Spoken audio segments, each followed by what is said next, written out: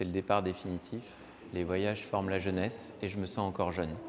Là, vous découvrez les derniers mots de Marie-Claude Vaillant-Couturier, le 21 janvier 1943, écrit au fort de Romainville, où elle est internée depuis l'été 1942. Elle vient d'apprendre qu'elle va partir en déportation. Et Marie-Claude Vaillant-Couturier, avec 229 autres camarades, fait partie du convoi des 31 000. Et 31 000, c'est le numéro de matricule que les nazis leur ont attribué à l'arrivée au camp d'Auschwitz-Birkenau.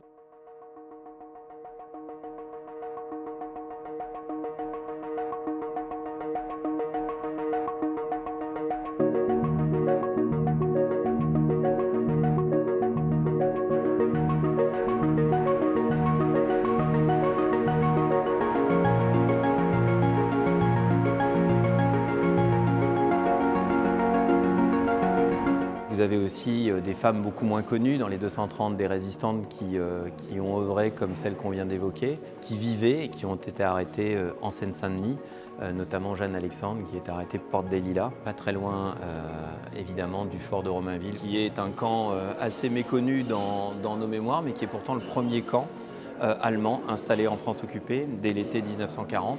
Pourquoi le choix des 31 000? Parce que c'est un beau reflet du combat résistant de cette année 42, début 1943. Et aussi parce qu'après-guerre, elles se sont engagées dans le combat pour la défense de notre démocratie, de notre socle citoyen, de lutte contre le racisme, l'antisémitisme, pour les droits de l'homme en règle générale.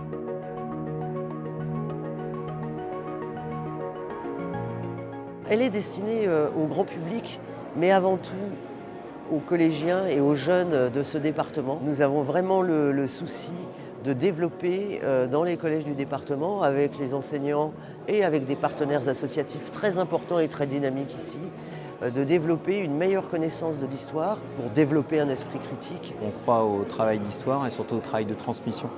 Et ces parcours-là, ils sont vraiment au cœur de notre citoyenneté.